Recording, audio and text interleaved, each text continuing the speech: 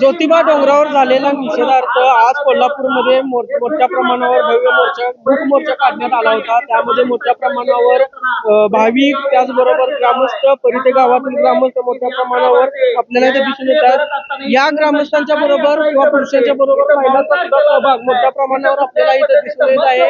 भूमिका महत्वाचा विषय हाच आहे किंवा भूमिका हीच आहे की परिते गावातील ज्या लोकांना ज्या ग्रामस्थांना मारहाण पुजाऱ्याकडून करण्यात आलेला आहे न्याय योग्य तो न्याय प्रशासनाकडून मिळावा जिल्हा अधिकाऱ्यांकडे ही मागणी करण्यात आलेली आहे। त्याचबरोबर पोलिसांचा बंदोबस्त सुद्धा आपल्याला जिल्हाधिकारी कार्यालयात मोठ्या प्रमाणात दिसून येत आहे।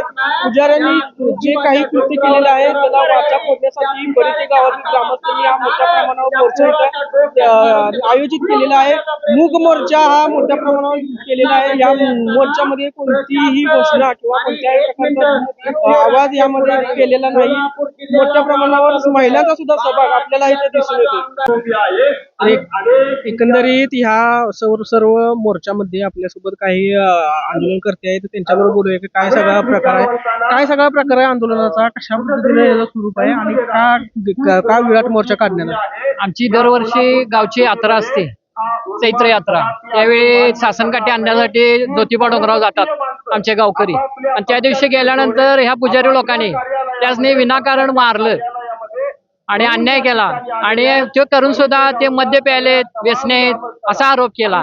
आमच्या लोकांची काही चुकी नसताना त्यासने नको तशी वागणूक दिली। ते पुजारी म्हणायला लायकीचे नाहीत, ते पुजारी देवळात बसायला लायकीचे नाहीत आणि त्यांना हटवायसाठी आणि पगारी पुजारी चांगले नियतीचे ठेवायसाठी प्रशासनाने निर्णय घ्यावा यासाठी मोर्चा घेतलेला आहे। ते म्हणतात की गैरकृत्य, आता जसं तुम्ही सांगितलं की गैरकृत्य काही मंदिरात केलेलं आहे त्यामुळे आम्ही हे मारहाणी त्यांच्यावर केलेली आहे असं पुजारींचं वक्तव्य आलेलं आहे।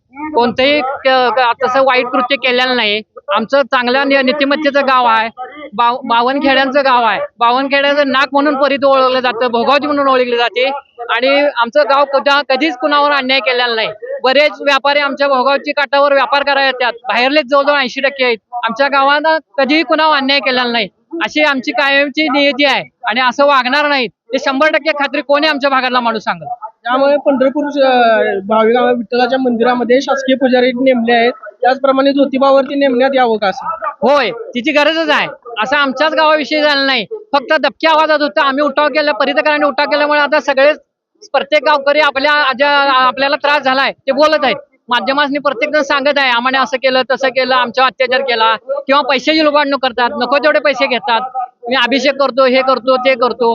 हे सर्वसामान्यांना परवडणारे नाही आणि ह्यांचे अन्याय थांबवायसाठी हे पुजारी बदललेच पाहिजे। कॅमेरामॅन ऋषिकेश पाटील सोबत मी साजिद पुल्ला, तरुण भारत, कोल्हापूर।